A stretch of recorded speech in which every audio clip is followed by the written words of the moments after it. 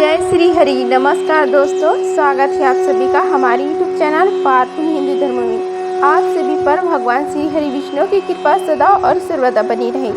आज हम आप सभी को अश्विन मास की महत्व, पूजा विधि तथा अश्विन मास की महात्मा की कथा का आप सभी को आज से श्रवण कराएंगे। आइए जानते हैं अश्विन मास की महत्व के बारे में। 8 सितंबर यानी कि आज से अश्विन माह की शुरुआत हो गई है। यह महीना व्रत त्यौहार के लिए बहुत ही खास रहने वाला है। हिंदू माह में अश्विन मास बेहद महत्वपूर्ण माना जाता है। इस माह में शारदीय नवरात्रि से लेकर शरद पूर्णिमा तक इस महीने में कई प्रमुख त्यौहार आते हैं। हिंदू पंचांग के अनुसार अश्विन माह वर्ष का 7वां महीना है।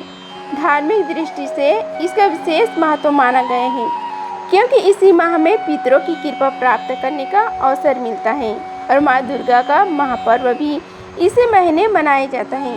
अश्विन मास में पितृपक्ष, शारदीय नवरात्रि के अलावा विजयदशमी, दशहरा और शरद पूर्णिमा जैसे महत्वपूर्ण पर्व भी आते हैं।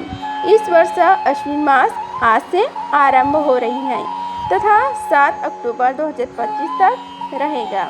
अब आइए जानते हैं इसके महत्व के बारे में। अश्विन मास की कृष्ण पक्ष की प्रतिपदा से पितृपक्ष का आरंभ होकर अमावस्या तिथि को समाप्त होता है। अंतिम दिन को सर्वपितृ अमावस्या कहा जाता है, जब पितरों को श्रद्धापूर्वक विदाई दी जाती है। इस वर्ष पितृपक्ष 7 सितंबर 2025 से 21 सितंबर 2025 तक रहेगा। कुछ परंपराओं में भाद्रपद पूर्णिमा से इसकी गणना नहीं की जाती, इसलिए कई लोग 8 सितंबर से पितृपक्ष की शुरुआत मनाते हैं। पितृपक्ष के बाद अश्विन मास के शुक्ल पक्ष की प्रतिपदा से नवरात्रि शुभारंभ होता है। यही कारण है कि इन्हें अश्विन मास पर भी कहा जाता है। आइए अब जानते हैं अश्विन मास की कथा के बारे में। आइए अब हम सभी मिलकर अश्विन मास में गरुड़ पुराण में कथा अध्याय पहला का श्रवण करते हैं।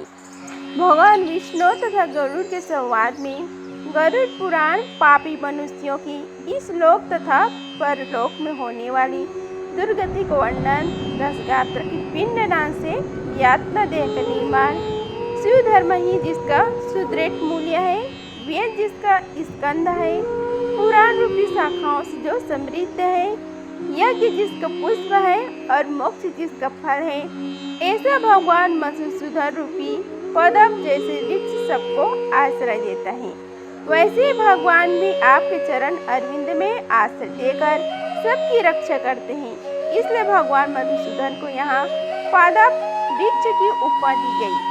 कल्प वृक्ष की जय हो। देव क्षेत्र नवी सनर्य में स्वर्गलोक की प्राप्ति के कामना से सनक आदि ऋषियों ने एक बार सहस्त्र वर्ष में पूर्ण होने वाला यज्ञ प्रारंभ किया। एक समय प्रातः काल के हवन आदि कृत्यों का संपादन करके उन सभी मनुष्यों ने सत्कार किए गए आसन सीन सूत जी से महाराज से आदर पूर्वक यह प्रश्न पूछा। उच्च ऋषियों ने कहा कि हे सूत जी, हे महाराज, आपने सुख देने वाले देव मार्ग का सम्यक निरूपण किया। इस समय हम लोग भयवह यम मार्ग के विषय में सुनना चाहते हैं। आप सांसारिक दुखों को और उसे क्लेश के विनाशक साधन को तथा इस लोक और परलोक के क्लेशों को यथावत वर्णन करने में सामर्थ हैं। श्री सूत जी महाराज बोले कि हे मुनियों, आप लोग सुने, मैं अत्यंत दुर्गम यमगामी मार्ग के विषय में कहता हूँ, जो पूर्ण आत्मा जनों के लिए सुखद और पापियों के लिए दुखद है। गरुड़ जी के पूछने पर भगवान श्री विष्णु ने उनसे जैसे कुछ कहा था, मैं उसी प्रकार आप लोगों के संदेह की निवृत्ति के लिए कहूँगा। किसी समय वैकुंठ में सुखपूर्वक विराजमान परम गुरु श्री हरि से विनीता पुत्र गरुड़ जी ने विनय से सिर झुकाकर पूछा। गरुड़ उवाच, गरुड़ ने कहा कि हे देव, आपने भक्ति मार्ग का अनेक प्रकार से मेरे समक्ष वर्णन किया और भक्तों को प्राप्त होने वाली उत्तम गति के विषय में कहा। अब हम भयंकर यम मार्ग विषय में सुनना चाहते हैं। हमने सुना है कि आपकी भक्ति से विमुख प्राणी भी वही नरक में जाते हैं। भगवान का नाम सुमगता पूर्वक लिया जा सकता है। जीवा प्राणी अपने वश में तो लोक नरक में जाते हैं। ऐसे अधम मनुष्यों को बार बार धिक्कार है।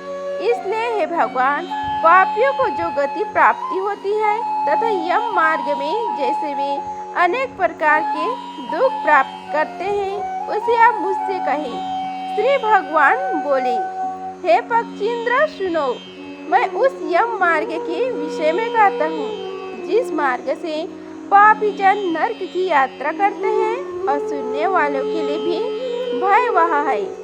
जो प्राणी सदा पाप परायण है, दया और धर्म से रहित है, जो दुष्ट लोगों की संगति में रहते हैं, सत्शास्त्र और संगति से विमुख है, जो अपने को स्वयं प्रतिष्ठित मानते हैं, अहंकारी तथा धन और मान मत से चूर है, असुरी शक्ति को प्राप्त है तथा दैवी संपत्ति से रहित है, जिनका चित्त अनेक विषयों में आसक्त होने से भ्रांत है, जो मोह के जाल में फंसे हैं और कामनाओं के भोग में ही लगे हैं, ऐसे व्यक्ति अपवित्र नरक में गिरते हैं।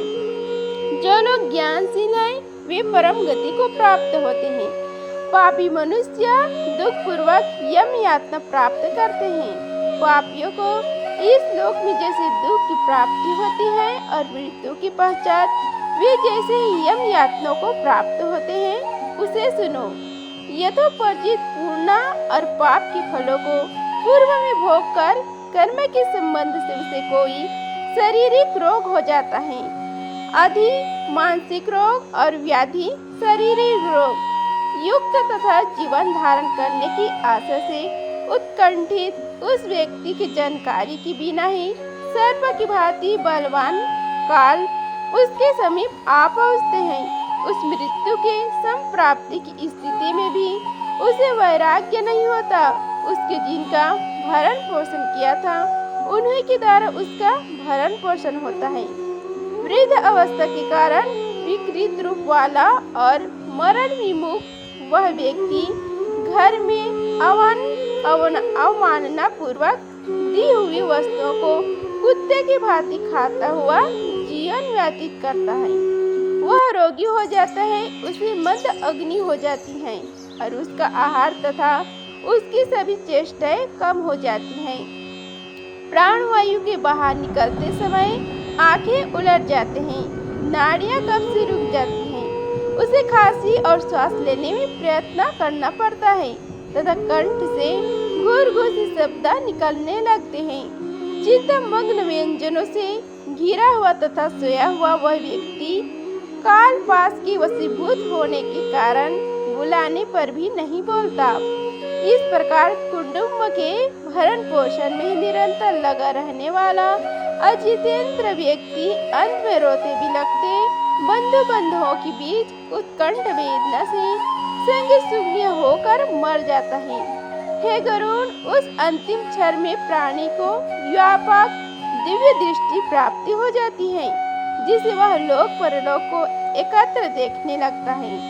अतः चकित होकर वह कुछ भी नहीं कहना चाहता।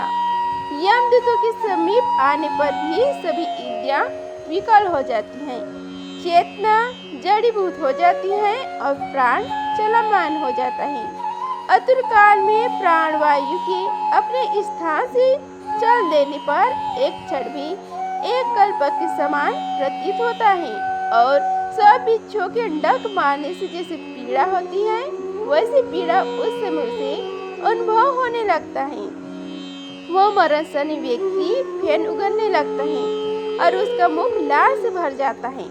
पापी जनों के प्राणवायु अधोउत्तर गुद मार्ग से निकलते हैं।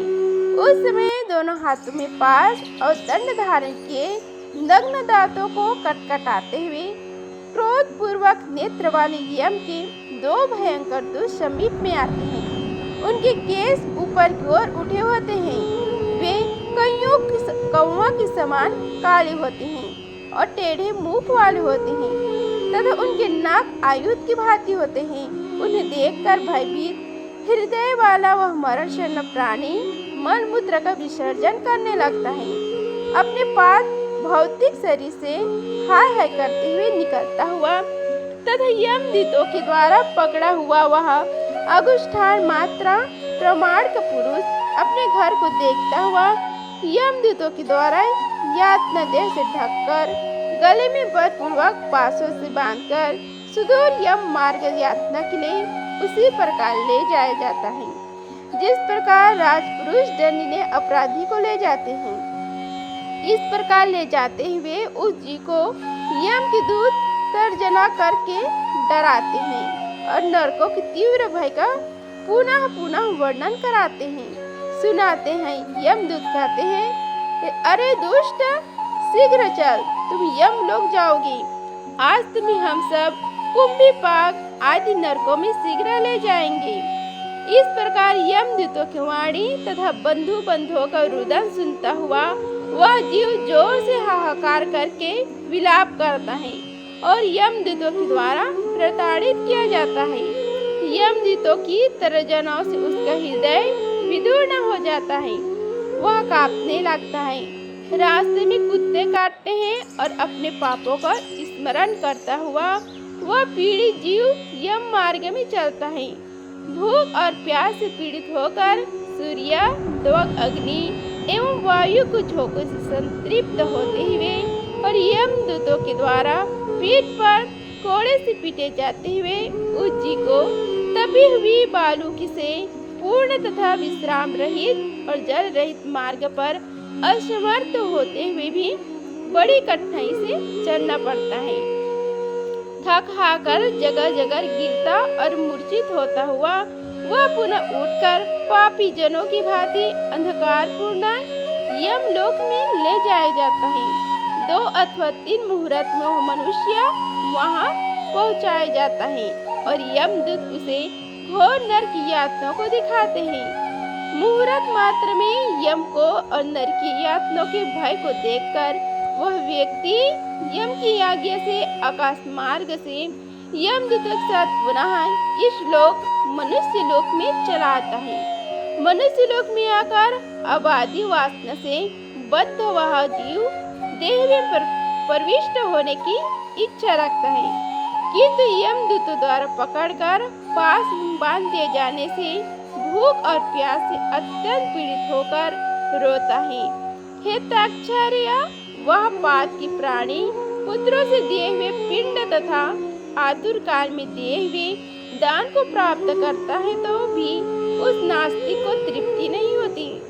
पुत्र आदि के द्वारा पापियों के उद्देश्य से किए गए श्राद्ध, दान तथा जलांजलि उनके पास ठहरती नहीं, अतः पिंड दान का भोग करने पर भी वे सुधा से व्याकुल होकर यम मार्ग में जाते हैं। जिनका पिंडदान नहीं होता वे प्रेत रूप में होकर कल्प प्रयाण निर्जन वन में दुखी होकर भ्रमण करते रहते हैं। सैकड़ों करोड़ों कल्प बीत जाने पर भी बिना भोग किए कर्म फल का नाश नहीं होता और जब तक वह पापी जीव यातनाओं का भोग नहीं कर लेता तब तक उसे मनुष्य शरीर भी प्राप्त नहीं होता। हे पक्षी, इसलिए पुत्र को चाहिए कि वह 10 दिनों तक प्रतिदिन पिंडदान करे। हे पक्षी श्रेष्ठ, वे पिंड प्रतिदिन 4 भागों में विभक्त होते हैं। उनमें 2 भाग तो प्रेत के देह के पंचभूतों की पुष्टि के लिए होते हैं, तीसरा भाग यमदूतों को प्राप्त होता है और चौथे भाग से उस जीव को आहार प्राप्त होता है। 9 रात दिनों से पिंडों को प्राप्त करके प्रेत का शरीर बन जाता है और 10वें दिन उसमें बल की प्राप्ति होती है। हे खाक, मृत व्यक्ति के देह के जल जाने पर पिंड के द्वारा पुनः 1 हाथ लंबा शरीर प्राप्त होता है, जिसके द्वारा वह प्राणी यमलोक के रास्ते में शुभ और अशुभ कर्मों के फल को भोगता है। पहले दिन जो पिंड दिया जाता है उसे उसका सिर बनता है, दूसरे दिन के पिंड से ग्रीवा, गर्दन और स्कंधा तथा तीसरे पिंड से हृदय बनता है, चौथे पिंड से पृष्ठभाग, 5वें से नाभि, 6ठे तथा 7वें पिंड से कर्मह, कटी, कमर और वह उत्पन्न होते हैं। 8वें पिंड से उरु और 9वें पिंड से जानु तथा पैर बनते हैं। इस प्रकार 9 पिंड से देह को प्राप्त करके 10वें पिंड से उसकी सुधा और तृषा, भूख प्यास ये दोनों जागृत होती हैं। इस पिंड जन शरीर को प्राप्त करके भूख और प्यास पीड़ित जीव 11वें तथा 12वें 2 दिन भोजन करते हैं। 13वें दिन यमदूत के द्वारा बंदर की तरह बांधा हुआ वह प्राणी अकेला उस यम मार्ग में जाता है। हे खग, मार्ग में मिलने वाली वैतरणी को छोड़कर यमलोक के मार्ग की दूरी का प्रमाण 86,000 योजन है। वह प्रेत प्रतिदिन रात दिन में 247 योजन चलता है। मार्ग में आए हुए इन 16 पुरों नगर को पार करके पाद की व्यक्ति धर्मराज के भवन में जाता है। 16 पूर्व भवन इस प्रकार हैं। पहला है सम्यपुर, दूसरा है शौरीपुर, तीसरा है नगेंद्र भवन, चौथा है गंधर्वपुर, पांचवा है शैलागम, चौथा है कौंचपुर, सातवां है क्रूरपुर, आठवां है विचित्र भवन, नौवां है ब्रह्मपदपुर, 10वां है दुखदपुर, 9वां है नानकंद्रपुर, 12वां है सुतप्त भवन, 13 है रुद्रपुर, 14 है पायोवर्षपुर, 15 है सिद्धट्यपुर तथा 16 है बहुभीतिपुर को पार करके इनके आगे यमपुरी में धर्मराज का भवन स्थित है। यमराज के दूतों की पासों से बांधा हुआ पापी जीव रास्ते भर हाहाकार करता हुआ रोता हुआ अपने घर को छोड़ करके यमपुरी को जाता है। इस प्रकार गरुड़ पुराण के उपरांत सर्वोपचार में पापियों के इस लोक तथा परलोक के दुख निरूपण पहला अध्याय संपूर्ण हुआ। बोलो श्री हरि भगवान विष्णु की जय। अगर आप सभी को यह वीडियो अच्छी लगी होगी तो वीडियो को लाइक कीजिए, चैनल को सब्सक्राइब कीजिए और कमेंट बॉक्स में जय श्री हरि लिखिए। धन्यवाद। मिलते हैं अगले वीडियो में, तब तक के लिए जय श्री राधे कृष्णा।